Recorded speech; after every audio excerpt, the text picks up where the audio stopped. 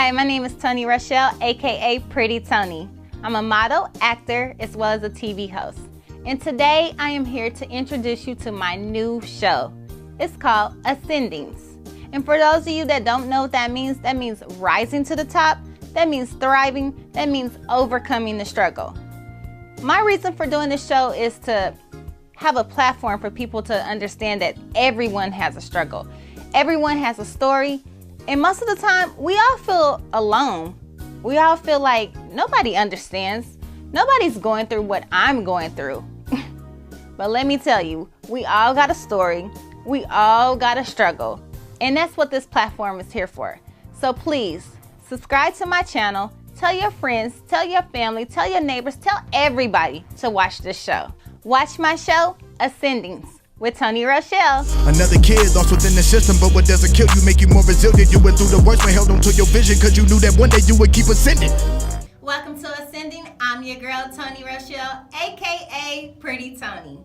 And this show is called Ascending. If you don't know what that's about thriving, pushing past the pain, overcoming your struggle, just thriving. That's what it's about. I created this platform because myself, I was hurting, I felt alone, I felt like nobody understood, and I felt like there's gotta be somebody else that's went through this, that's overcame what I was facing. And so I decided to put a platform together so people can have a platform where they can see that other people has healed, other people have been able to thrive, and people have been able to ascend no matter what has come against them. So get ready to watch this show because I have a special guest. Her name is Nyesha Nicole, singer, rapper, mother, author. She do it all, okay? She has a hustle for you, so don't go nowhere. Now you tap dancing on a real one heart. Rich city hot girl, you know she go hard. I'm a real bitch, only fuck with real niggas. Come through set tripping with them real hitters. I'm a real bitch, only fuck with real killers. Bread stacked up and we count 6 figures. Hey, what's up? It's your girl Toni Rochelle, aka Pretty Toni, and welcome to my show Ascending. We got another show for you, another great show.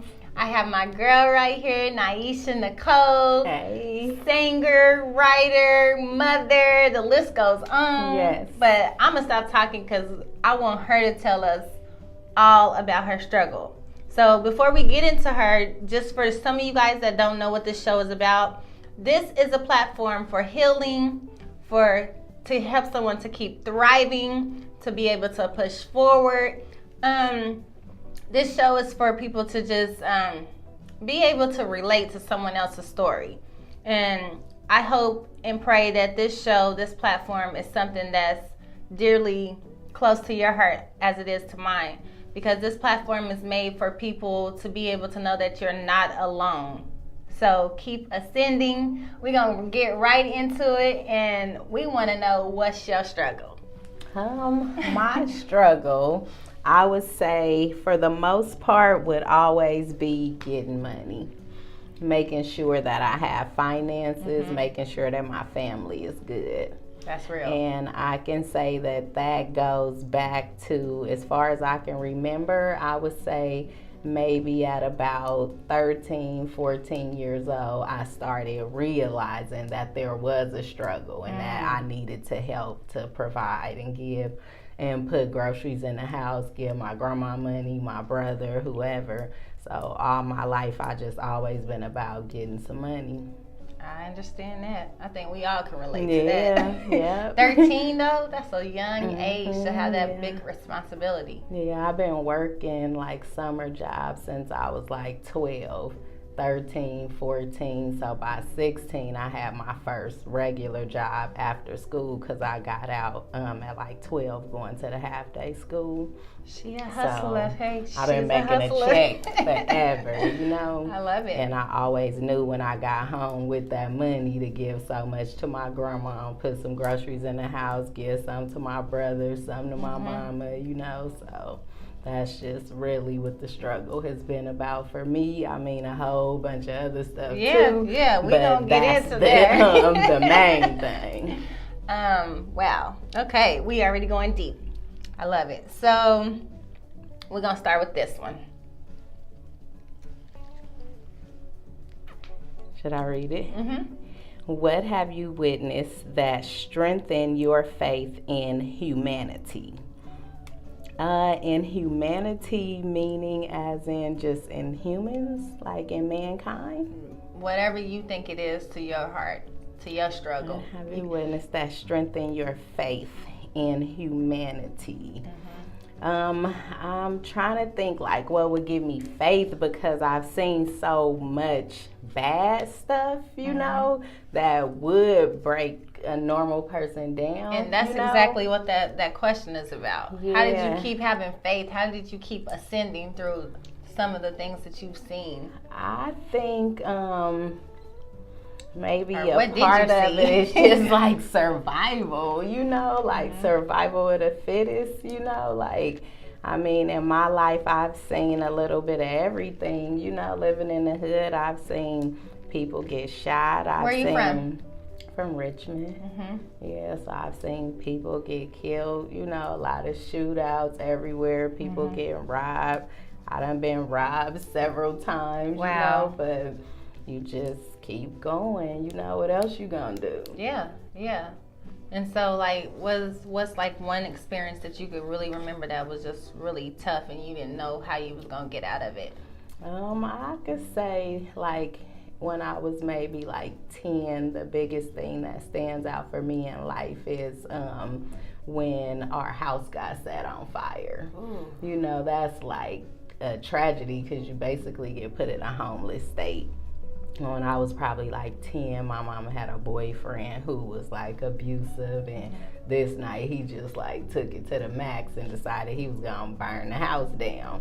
And we were like all in the house sleeping, and he just like got the lighter fluid and started putting it all over all the couches and just walking around lighting each piece like it's not kids and stuff in the house sleep.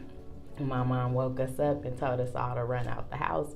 We were like standing outside just watching everything go up in flames, you know. And so because you're in your pajamas, that's all that you have, you know, is your nightgown. So you basically have to start from nothing, you know, getting a place to stay, all your clothes, everything. So that was like probably the biggest tragedy I could think of, other than like losing people, you know. Yeah. Did that make you want to hate him or hate your mom? Or no, like I didn't ever really blame her for it. I just kind of looked at him like he was crazy, you know. But I don't know, I just kind of was like, just something else you living through, you know. And dealing with when you're a kid, parents try to protect you as much as possible, but you realize you living from place to place and trying to get stable and all that stuff. But I don't know, somehow we just pushed through it. But I think all of those things is what make you stronger. It does. So that when you're an adult and things happen, ain't nothing really gonna break you because you done been through so much. It's like, this is nothing, you know? Yeah. I mean, it's easy for you to say that because some people don't feel that way. So for you to be able to say that and feel that and mean that, that's a lot. Yeah, you know? heck yeah. Okay, let's see. How about this one? What do you want to let go of? I think I would like to let go of maybe not completely embracing all of my loss.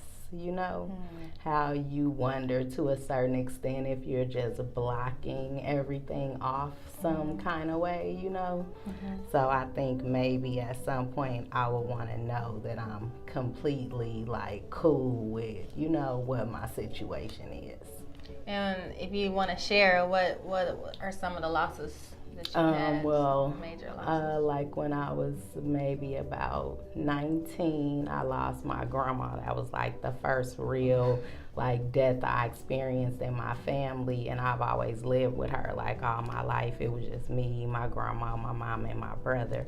And then I would say maybe 5 years after my grandma and my mom passed. And then maybe 2 years later, my brother got murdered. And so then basically it was like just me, you know. And I think because like in all of these years, I've never been to any of their grave sites or just nothing. Like if you walk in my house, you don't see no photos, no pictures, no nothing. So, you know, it's like I'm living like it's normal, but somewhere it's like, have I really accepted it, you know?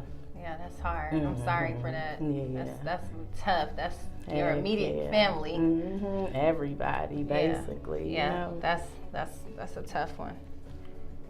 All right, and so here's this one, Pinky for the Pinky. Okay. So, what are you passionate about and want to spend more time doing?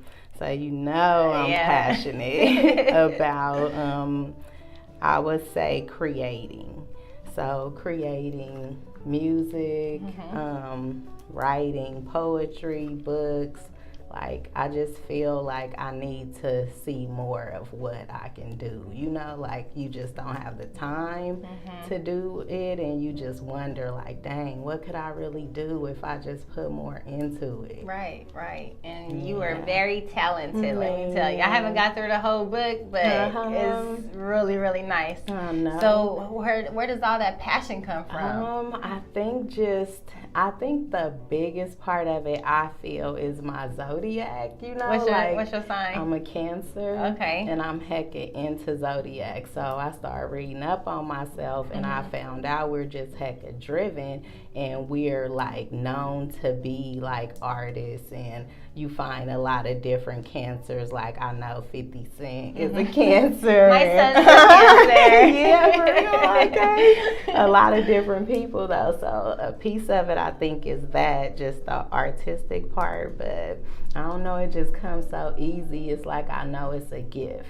And so I'm like, why did God give me this? Like, I got to do something with That's it. your talent. That's your talent. It's So when you crazy. get ready to write, is there like a certain mode you have to be in? Does something just come to you and you stop what you're doing and you write it down? I then, will. or I mean, when I be in my zone, I write songs on the freeway. Like, driving to work, I be on my phone. Like, if bars start coming, I know I got to get them right then, or I might not remember You'll it by lose the it. time I get there. So I'll just stop and write it real quick. But I wake up at 5 in the morning, 4 in the morning, and if I'm just in the mood, wakes you up. if I'm in one mood, it might be like I need to write a poem because something is heavy on my heart or something. And then sometimes I wake up like, oh, I need to write a song, you know, and I start finding beats and be on some other stuff. How long have you been writing? I've been writing since elementary. Wow. The first rap and poem I remember writing was in the 4th grade at Coronado. We had a contest. I wrote a poem and a rap, and I won the contest, like, out the whole school, and they put me on like a local television channel and had me say my poem and my rap. And I was like, dang, that must have been really good, you know? So I kind of knew then in junior high, my uncle was like, I'm going to put you in a rap group. I was going to De Anza, so he had me rapping with a dude and a girl. Was doing talent shows and stuff. And then after I started having kids, it was like, no more Nyesha. It was just mama, mama, mama, you know? That's what we do as mamas. Man, and so when Instagram started cracking, I got on there and I was just seeing everybody making music. And I'm like, man, I'm about to see if I still got it. So I bought me a beat, went in the studio, and just put everything I could into writing it. And when I dropped the video, it got like 350,000 views, and I was like, dang, people like this.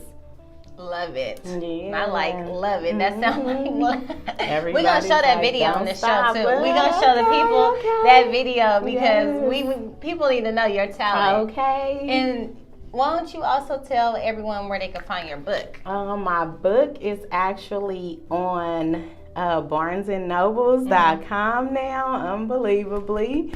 It's also on Amazon.com, and you can also find it on NyeshaNicole.com, and you can also get it from me. And what's the name of the book? The book is called Heart of Diamonds. Heart of Diamonds. Where that title come from? I think I was explaining who I am or what I am, and I think that my heart is made of diamonds. Ooh, I like that. She is very passionate, you guys. Yeah. You guys. So that's where it came from. I love that. I love that. So remember, I made the CD have the same title as the album, Right. So they would come as like a set.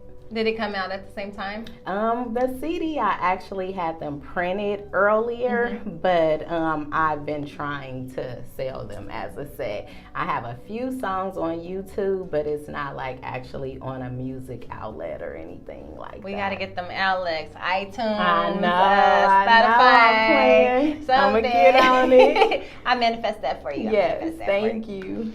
So what else could you tell us about the struggle? That's something that you really overcame and that you're proud of and that you couldn't see yourself get out of.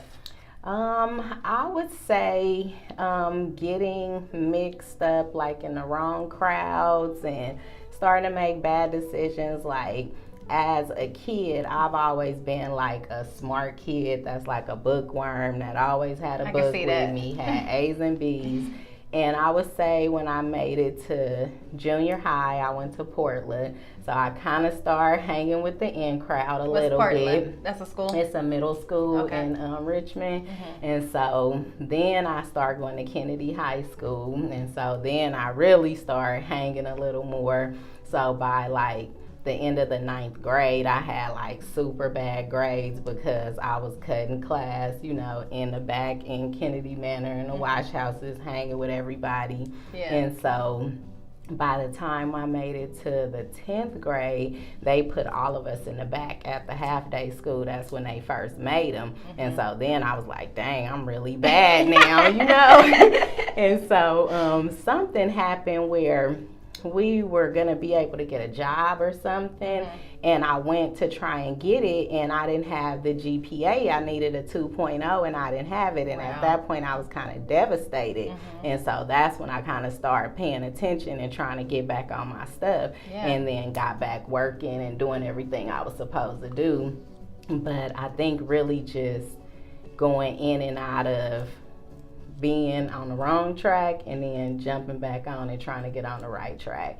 But I think my kids is what really made me realize, okay, hustling, all that fast life, like that got to go, because I can't sit down and be locked up nowhere now that I have them, you know? That's so, real. Yeah. You put your hustler's card up to be a Man, mother. had to. Which means that you're not selfish. Yeah. Because, you know, as a person, as a mother, you could have just kept going and doing you. You know, so I'm proud of you for that. Thank you. And if you had to tell anyone that was in the shoes of you that experienced that kind of like peer pressure, it sounds like, because you was that bookworm, and it sounded like maybe you just was around the wrong crowd. And often it only take one person. It's that boyfriend, that your best friend. Cause she's doing this, I'm gonna do this. My boyfriend, you are sometimes when you hang around that crowd, you do start to So if you could tell someone like yourself, because a lot of us get off the right track, off the right track, and get on the wrong track. What would you tell that person? I would say the main thing to do is always be a leader and never be a follower. You always have to use your own mind. You always got to know right from wrong, and you always got to be able to use your voice and be able to think for yourself first. And whenever you in a situation where you feel like you stuck, you gotta always know that it's more than one way to skin a cat. It's another way to get around it. Even if you in a situation for that moment, it's gonna be some kind of way where at some point in time you can make another choice. You can do something, you know, and just really being more like open and like checking into more resources and stuff. Like I utilized everything under the sun to get where I'm at. Like I had Section 8, welfare, everything you can think of until I didn't need it no more and graduated from all of it, you know? So it's like you could be stuck in it for the rest of your life, or you could use it as leverage to get where you gotta get and really accomplish something. You know, it's like so much opportunity out here. It's like all you gotta do is try to grab it, you know? Apply yourself. It. I like that. Exactly. I like that. Yeah. This is Nyesha Nicole, mama, artist, writer. Okay, you was ascending. Thank you. All that time you was ascending. Yes, and you was still is. It girl. still is. It's still a struggle for all of us. Every day. I appreciate you so much for coming on to the Thank show. you. And y'all have to check out her video. Y'all have to go get that book. Yes. Okay, support her. Okay, but we gonna keep it moving. Okay. This is the end of our show. Thank you so much for being a guest. Thank you. Thank you for coming and showing your truth to me, to the world, and I hope that her story helps someone, because I know that there's a young Nyesha out there. Yes. That's probably going through the same thing that you're going through. So until then, I'm your girl, Toni Rochelle. Y'all keep ascending, keep watching the show, and we out. Thank you so much for watching Ascending. I hope Nyesha Nicole's story helps someone out there. Remember, this show is called Ascending, which means keep thriving, keep pushing, keep hustling to get your dream to come true. Keep hustling to feel better. Keep ascending no matter what comes against you. And tell somebody about this show. Help somebody be able to ascend through the struggle, through the pain that they're facing. Because remember, you're not alone. We all got a story. We all have pain. We all have something that we have to ascend. So I'm your girl. See you next time. Keep on ascending, and I'm out. Hustle and flow.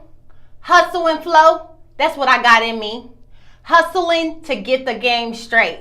Hustling to make it through the life. Hustling to try to forget about the pain. Hustle and flow. A cancer that's hustling and flowing. Mom, book writer, rapper, hustling through the struggle. Hustling to just be ascending. That's what I am. Yeah, I don't know what I'm going to do. I can't keep seeing death. I can't keep letting it bringing me down. I can't keep letting it holding me back. I'm breaking the chain because I'm going to keep moving forward, because I'm going to keep on hustling. It don't have to be the bad way. It could be the good way. It could be the way of life that put a smile on my face, that bring the passion to life. Hustling and flowing. That's what I do. Driven by the hustle. Hustle game. I make the hustle game. That's what it is. Hustle game through the death. Hustle game through the strength. Hustle game through the passion. Hustling and flowing. Hustling and flowing. Leaving all the bags behind.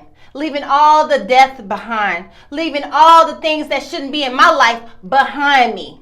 Because I'm hustling and I'm flowing and I'm hustling through the game. The positive way. The aspect of the positive way. Okay? Hustling and flowing. Hustling and flowing. Keeping the strength. Keeping the power. Because I'm a powerful woman. I'm a powerful queen. It don't matter where I came from, as long as I don't stay there, because I'm hustling through all the pain. I'm hustling from the things that I was in that I shouldn't be in. I'm hustling, and you can do it too. Hustle and flow. Drive through the hustle. Get where you want to be. Just keep on hustling. Every time I blow, you know it's cushion cookies. Been around the pay, and I ain't met one sicker. Only thing he smoke is a bitch ass nigga. Real bitch, only fuck with real niggas. Come through set tripping where them real hitters. And when your world is falling down, you gotta keep ascending. Gotta keep ascending. Oh yeah. Gotta keep ascending. Yeah. Even at your worst, you gotta keep your vision. That's the only way that you gon' keep ascending. Gotta keep ascending. Oh yeah. Gotta keep ascending. Yeah. Even at your worst, you gotta keep your vision. That's the only way that you gon' keep ascending. Her pain is my pain. Her struggle's my struggle. Shit. I know how it feels when nobody is there to care about your dreams and your hustle. I know how it feels when you living your life on a budget as tight as a huddle. I know how it feels when you stuck in the mud trying to figure out how to rise above the rubble. Now the lost child is a lost teen that can barely read with a pretty smile and low self-esteem, because everyone's telling her without her looks that she wouldn't be anything. But no one knew that she had bigger dreams of acting and hosting on bigger screens, making platforms for people like you and me. So she rose above all of the scrutiny and got a diploma. Although college was around the corner, she said fuck it, I'm chasing my dreams, and she left behind everything in Oklahoma. Now she's stuck in the middle of Oakland, living homeless but never hopeless. She was broke but she was never broken. She just dreaming ambitious and hit up auditions until the day that she was chosen. Now she's reaching her goals, she's getting these roles. She started a family and got her home, and now she's a host. She had to take it cause it wasn't given. What doesn't kill you make you more resilient. She went through the worst but held on to a vision, cause she knew that one day she would keep ascending. This world we live in is so unforgiving. We all have setbacks, but the comeback make the biggest difference.